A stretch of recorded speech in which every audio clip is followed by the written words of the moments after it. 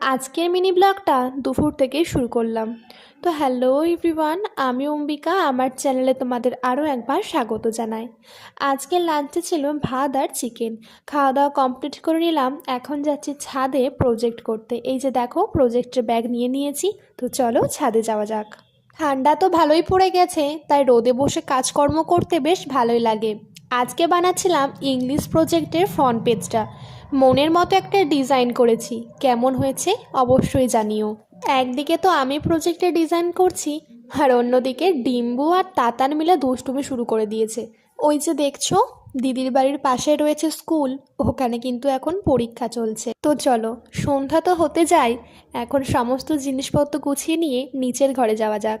আজ সন্ধ্যায় খেয়েছিলাম গরম গরম লিকার চা আর খাস্তা বিস্কিট।